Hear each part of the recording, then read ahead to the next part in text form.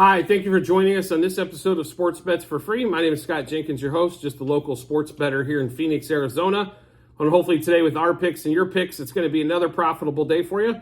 NFL Week 7, we get into the Sunday part of the slate today.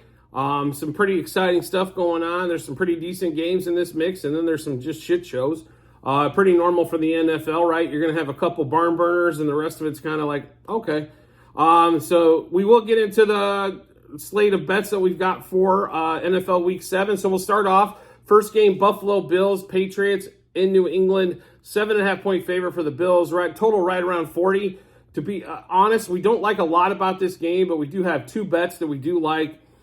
Patriots under the 15.5 team total and Mac Jones interception. So in that particular game, Patriots under the 15.5 team total and Mac Jones interception. I know, two whopping bets in that game, but kind of how it breaks down. Next game up, Detroit Lions at the Baltimore Ravens. Ravens favored by 3. Total has crept up to 43. This particular matchup here, we do like quite a bit in this one. So we'll give you those. So Lions money line first quarter, Lions money line first half, and then Lions plus the 3. We also like Jared Goff over 240.5 pass yards. Jared Goff over 21.5 completions. Amon-Ra St. Brown over 71.5 receiving yards. This might have went up to 72. I still like it there. I think he's going to have probably 6 or 7 catches for about 80 to 100 yards. Zay Flowers over 56.5 receiving yards. Zay Flowers over 4.5 receptions. Amon-Ra St. Brown, which we mentioned before, we do like the over 6.5 receptions at plus money. I think there's a good shot he does get 7 plus. Lions over the 9.5 team total first half. Lions over the 20.5 team total. So this particular matchup here, the Lions have been outstanding. The reason why we're taking the Lions, the Ravens are way too loose with the ball and way too many turnovers, where the Lions do not turn the ball over. And we're getting 3 points. I think that's a big advantage. I think there's going to be a 6-point swing on turnovers on there. So, and getting the 3, all of a sudden, in my mind, we're pocketing 9 points, which I will take all day. In two good above average teams in the NFL. So we'll go through that Lions game for you one more time. Lions money line first quarter, Lions money line first half, Lions plus the 3. Jared Goff over 240.5 pass yards, Goff over 21.5 completions. Amon-Ra St. Brown over 71.5 receiving yards and over 6.5 receptions. Zay Flowers over 4.5 receptions and over 56.5 receiving yards. And then we like the Lions team total over 9.5 first half and Lions team total over 20.5 for the game.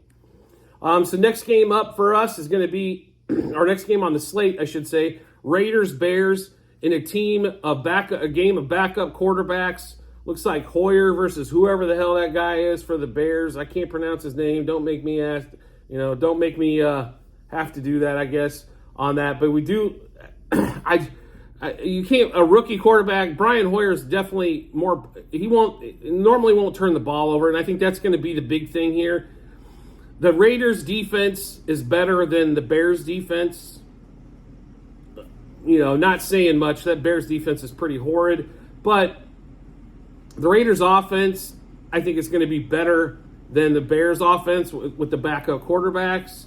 So when you got those two big areas going to your mind and you're only a 2.5 point favorite, I don't know how you don't play this. In my mind, this should be closer to 6.5, but it is the Raiders. They have been absolute dog crap for a lot of the year, but this is a portion of the schedule where they're actually going to look pretty decent. So we are taking the Raiders minus a half first quarter, Raiders minus a half first half, Raiders minus 2.5 for the game. Bears under the 17.5 team total. Josh Jacobs over 74.5 rush yards. Max Crosby over 0.75 sacks. So basically you need a full sack out of Crosby or plus. Devontae Adams over 69.5 receiving yards. Like I said, both teams are not great, but the advantage on offense and defense definitely has to go to the Raiders here. So the only thing you have to really overcome is home field advantage. I just don't think the Bears have that. The Bears have lost so much at home, they've kind of lost that home field advantage. So we'll go through those Raiders-Bears game bets one more time. Raiders minus a half first quarter, minus a half first half, and minus 2.5 for the game. Bears under their 17.5 team total. Jacobs over 74.5 rush yards. Crosby to get a sack plus. Devontae Adams over 69.5 receiving yards. Next game up is going to be Commanders-Giants. Somehow the Commanders are only a 3-point favorite going to MetLife Stadium against the Giants. Total 37.5, that's because the Giants can't score. So we do like the Commanders in this matchup here. As you can see, though, a lot of these totals have came down because the totals are cashing at way too high a rate. So, therefore, the book trying to even that out. The perfect scenario for the book is a 50% split overs and unders. So we are taking the Commanders minus a half first quarter. Commanders minus a half first half. Commanders minus 3 for the game. Commanders over 9.5 team total first half. Commanders over 19.5 team total for the game. Brian Robinson over 61.5 rush yards. And Brian Robinson over 8.5 receiving yards. Now, if Bieniemy is smart, which he is, I think, a very smart offensive coordinator, he's going to run Robinson until they stop it. That's what this game plan should be, extremely easy. I understand we got mouths to feed at receiver, but Robinson is the workhorse that needs to dominate this game. That run defense for the Giants is not good. That pass defense for the Giants is not good. The Bills made them look a lot better than what they were last week. I still don't understand how the hell that happened. But the Commanders need to run the ball, and then, you know what? Once they stop it, then throw a play-action pass. But I think Robinson could have a huge game here. They just have to stick with him. The problem, this is not just Bieniemy, but this is Andy Reid, everybody in that coaching tree. They get away from the run just a little bit too quick. I understand we want to show off all the pretty plays. I'm with you. They're lots of fun. I'm a huge Chiefs fan. I love watching that shit. But when you're running the ball down their throat, keep running the ball down their throat. You have Sam Howell, not Patrick Mahomes, where Mahomes needs needs to get some stats. So who cares? Sam Howell's looking for wins. You're looking for wins in Washington. You do good here, Bieniemy, you're going to be a head coach, and it could be with the Commanders. But I'm going to tell you right now, run the ball against the Giants. They won't be able to stop it. If you continually run it, they will not be able to stop it. So we'll give you this Commanders game one more time. Commanders minus a half first quarter, minus a half first half, minus 3 for the game, over the 9.5 team total first half, over the 19.5 team total for the game. Robinson over 61.5 rush yards, Robinson over 8.5 receiving yards. Next game up, Falcons Buccaneers.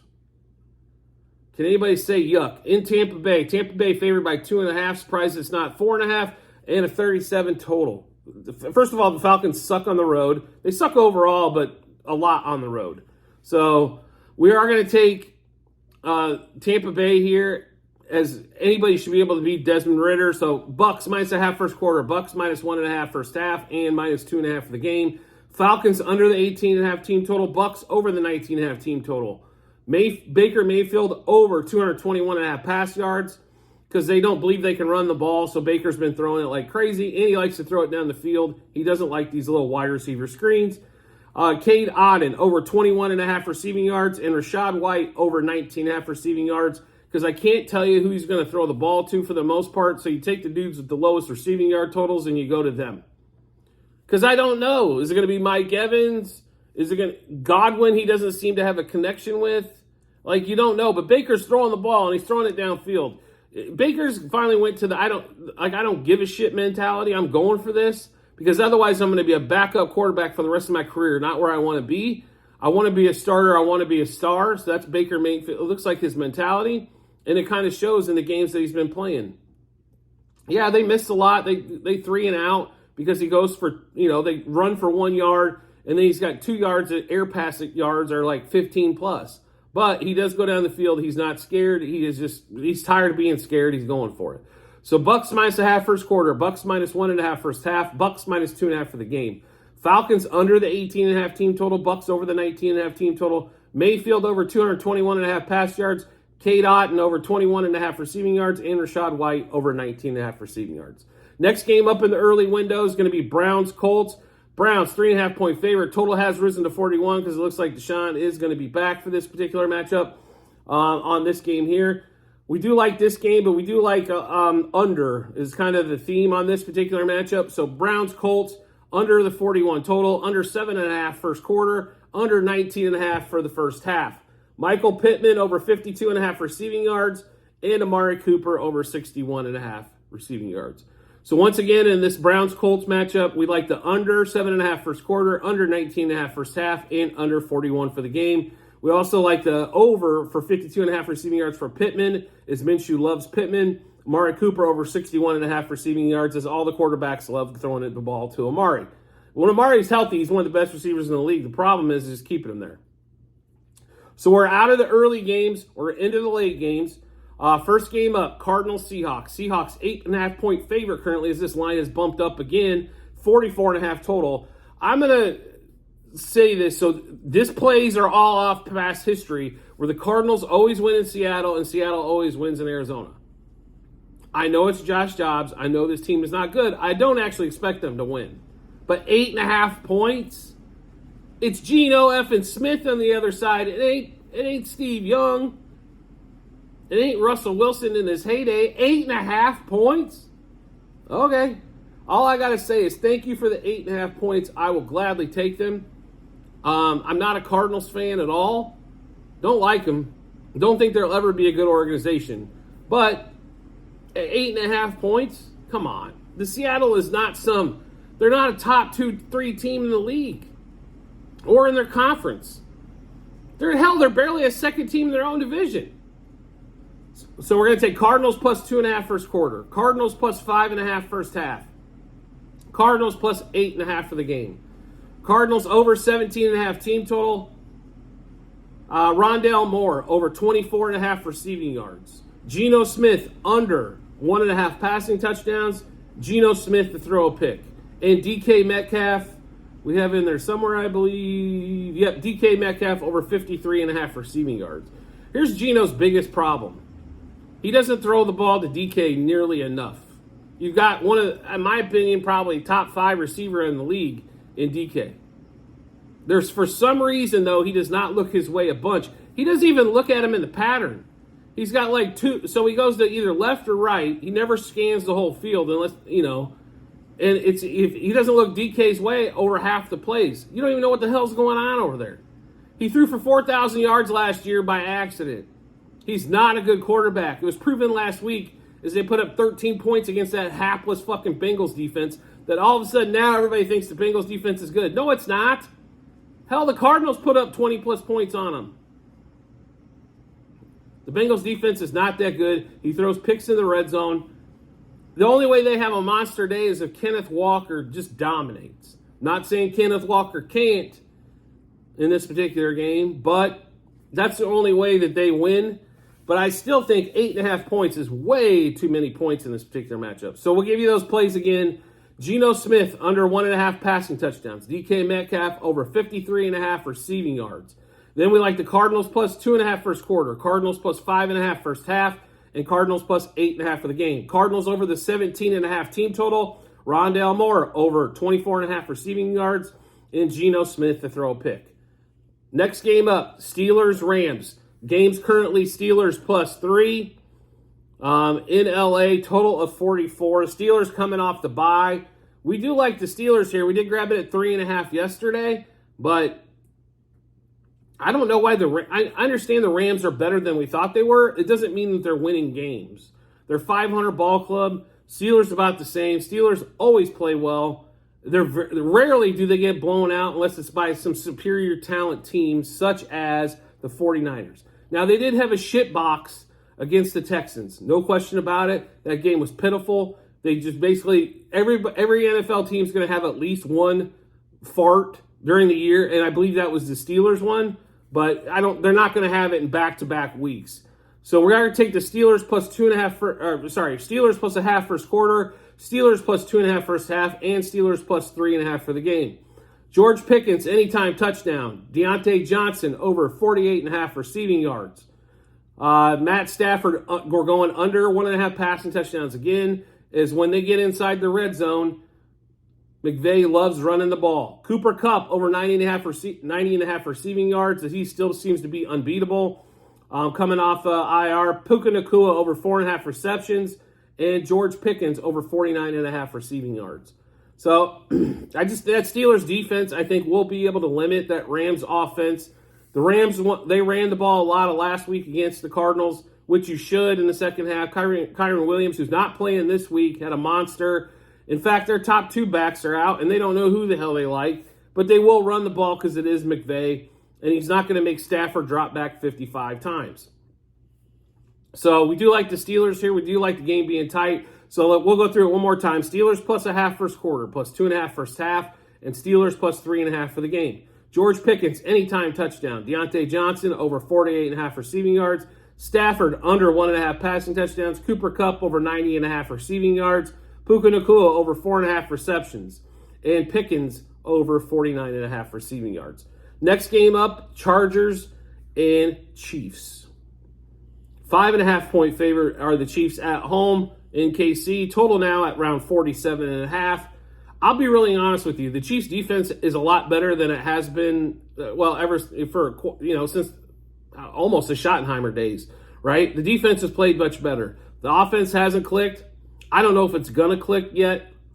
But these Chargers-Chiefs games are always close. So how do I turn down 5.5 points? These are normally field goal games. I know the Chargers look like crap against the Cowboys. Okay, I just think they gave up on running the ball way too easily. Eckler, a lot of times these running backs, first, second quarter, first half are not running the ball. The defense isn't tired yet. It's a lot easier to come off blocks. So we do like the Chargers here, but only for the final on this particular game because this game always ends up being close. So we do like the Chargers plus the 5.5. We like Chris Jones, 1 sack plus. Chiefs under 13.5 team total first half and under 26.5 team total for the game. And to be really honest, I want to see him score a bunch. So on this one, but I'm telling you, right, they have not put it together yet offensively. And this defense is not horrible for the Chargers. It's not great. It's middle of the road. So we do like Mahomes to throw an interception as well because he seems to be throwing an interception a game now. Keenan Allen over 79.5 receiving yards. Travis Kelce anytime touchdown because he always scores against the Chargers, and so does Keenan Allen. We'll take Keenan Allen anytime touchdown. So in this Chiefs-Chargers game, one more time, we like the Chargers plus the 5.5. We don't like the first quarter or first half like normal. Chris Jones over for 1 sack plus. Chiefs under the 13.5 team total first half. Chiefs under the 26.5 team total for the game. Mahomes to throw an interception. Keenan Allen over 79.5 receiving yards. Keenan Allen touchdown, and the same with Travis Kelce. Next game up on the board, Packers-Broncos. If you want to bet this game, you either have to be a Broncos fan or a Packers fan because this could be a 6-3 game, as ugly as this shit is with these two teams. Don't want any part of it. Not going to play it. We'll move on with life. Then we'll get to this Sunday night matchup, which everybody's going to be watching, right? So we got Eagles, Dolphins. Dolphins in Philly. Currently a 3-point dog. That line has moved. Total of 51.5, which that line has moved since the start of the week as well.